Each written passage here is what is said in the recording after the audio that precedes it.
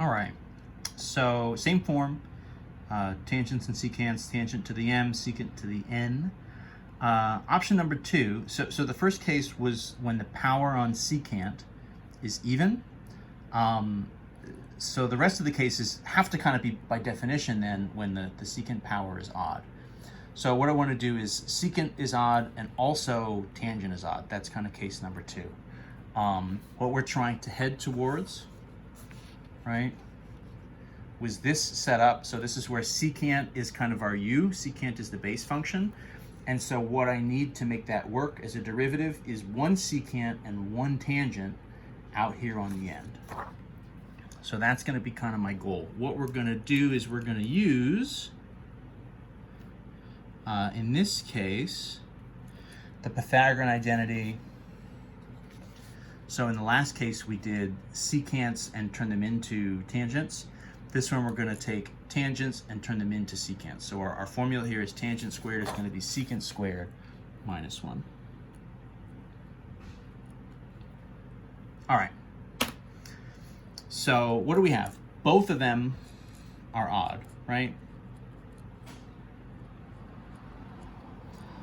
So what I want is an integral of some stuff, and I want secant x tan x dx. So I want to take essentially one from each and put them out here on the end. So then that would be, right, this is 5 and 5. So if I take one from each, tangent to the 4, secant to the 4, and then I'll have it times, I'm flipping the order here, right, but this is all multiplication, so the order is not super important. Secant tangent x dx. Okay, so that's a good start, I guess.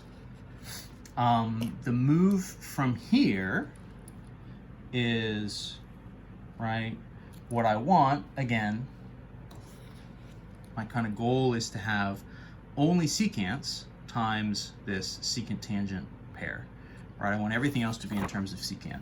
So what I'm going to do is I'm going to take tangent to the 4.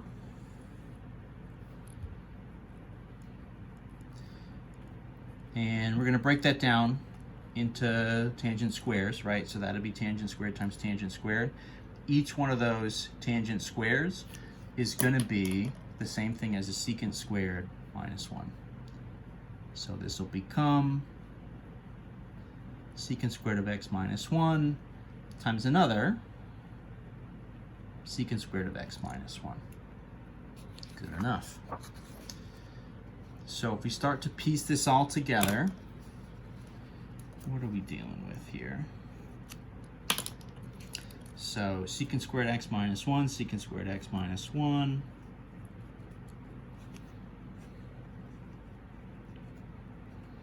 We're going to get those turned into u's here pretty quick, right? Secant to the 4, still hanging out. And then I have my kind of derivative pair, right? What I kind of need to make this work as a u sub. So secant x tangent x, and then of course dx. So that stretches out pretty long, right? But in theory, everything here, right? This is secants, and this is also secants. And then here's my derivative, right? What will be my derivative? Secant times tangent. So now we can start to do a u sub. So let u equal the secant of x. That means your derivative, du dx, is secant of x times tangent of x. So then dx, right, is going to be du over that. That's our same kind of setup, same setup that we always do. Nothing too fancy there. This guy then cleaned up, what's it going to become? So this would be u squared minus 1 times another u squared minus 1 times u to the 4. So these will be pretty big powers, but that's okay.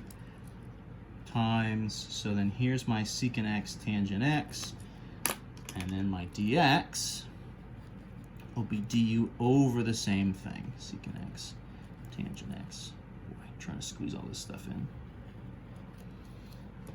A little bit of separation there, right? So these guys will cancel. So a little bit of algebra to do here. Again, just some kind of multiplying, foiling, and expanding. U squared minus 1, U squared minus 1, right? U to the 4 du. So if I multiply this out, this will be what? U squared and U squared, U to the 4, minus U squared, so minus 2U squared, minus, so that'll be plus 1, U to the 4 du. Everything now in terms of U, right? If I just do a quick distribution, this would be like U to the 8 minus 2U to the 6 plus U to the 4 du. So then antiderivatives, right? 1/9 U to the 9. Powers are getting kind of big. I mean, we started with what, 5 and 5. As always, right, the sort of bigger the original powers, the sort of more terms and the higher the powers they'll be. Minus 2/7 U to the 7 plus 1/5 U to the 5 plus C. Then rewritten in terms of secant, right? What was our original U? So the final answer here, 1/9 secant to the 9 of x minus 2/7 secant to the 7 of x plus 1/5 secant to the 5x plus big C.